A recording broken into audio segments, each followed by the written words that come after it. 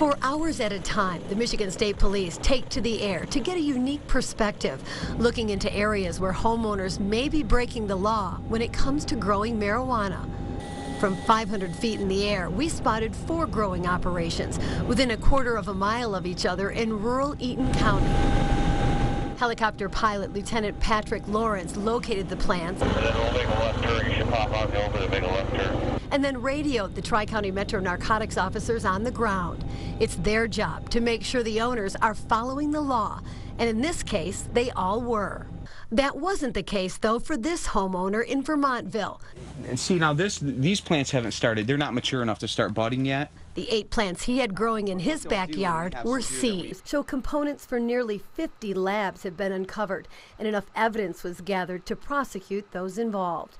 15 dump sites made up of used components were discovered, and meth teams responded to 14 suspicious situations to investigate whether meth was being made. The first place we went to that day in the north part of our county, we got a lab, 2 labs in one house. There was a duplex, one in the back and one in the front. 2 different suspects, both were charged, one was put in prison. Eaton County Sheriff's officials say many people arrested for manufacturing meth lead criminal lives. These guys were just following up on some tips that they received that there might be some methamphetamine activity going on. We followed them to the suspected meth lab in downtown Charlotte, located just 100 yards from an early learning child care center, and their information was correct. You want to look. The plastic bottle that's at the base of that trash can is an old Powerade bottle that has the leftover remnants of a one-pot method of manufacturing methamphetamine.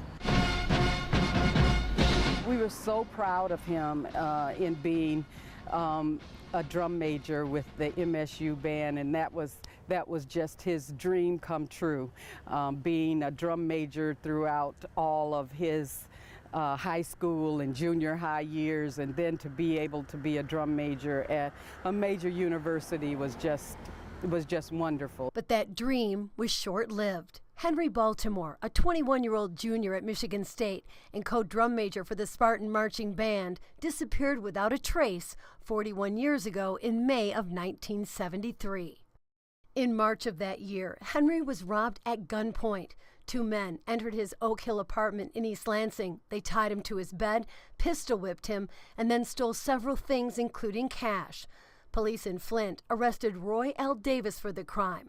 Henry testified against him at his first court hearing. He was asked to testify again at Davis's trial, but he never got the chance.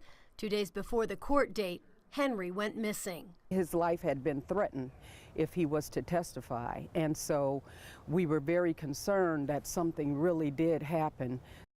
In the very beginning was absolutely not. There's no way that he would ever harm his children. But as the years have gone by and I step back and I think he wanted to hurt me, and he knows the most hurtful thing would be something happening to my children. It was Thanksgiving 2010 when Tanya Zuvers allowed her 3 young boys, Andrew, Alexander, and Tanner, to spend Thanksgiving with their father. Tanya and John Skelton were going through a divorce, and she had sole custody of the boys. The plan was for them to stay overnight with John, and he would bring them home the next day, but he never did. So to think that he would just up and take them away from everything they ever knew just doesn't make sense to me.